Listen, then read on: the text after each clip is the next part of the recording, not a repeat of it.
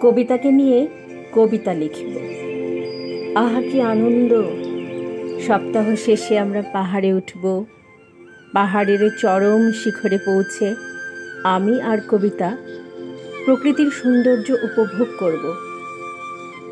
পাহাড়ের সামনে সমুদ্র, সমুদ্রের স্বচ্ছল পানি, উপরে নীল আকাশ, মৃদু মন্দ বাতাস, সৌন্দর্যের লীলাভূমি।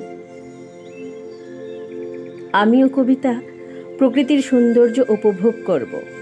হয়তোবা আমি আনন্দে আত্মহারা হয়ে কবিতাকে জিজ্ঞেস করব, তুমি কি আরও একটু থাকবে এখানে? কবিতা হয়তো বলবে না, আমি দুঃখ পাব। কিন্তু আমি কবিতাকে আমার কল্পনার জগতে নিয়ে যে প্রকৃতির সাথে মিশিয়ে দেব। দুই সৌন্দর্যের সমন্বয়ে আমার কল্পনার জগৎ আনন্দে মুখরিত হয়ে উঠবে। আমি কল্পনার জগতে ভেসে বেড়াবো। কল্পনার জগৎ বড় আনন্দের। আমি সমগ্র আনন্দ লুটে নেব। তবে আমি কবিতাকে স্পর্শ করব না।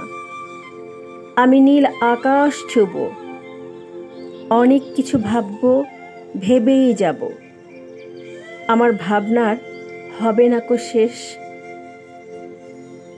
আমার ভাবনাগুলো পবিত্র। পবিত্র ভাবনার আনন্দ আছে, সীমাহীন আনন্দ। এসো, আমরা সবাই পবিত্রতার বন্ধনে মিশে যাই, যেখানে থাকবে না কোনো দ্বন্দ্ব, কোনো কোলাহল, থাকবে শুধু আনন্দ আর আনন্দ।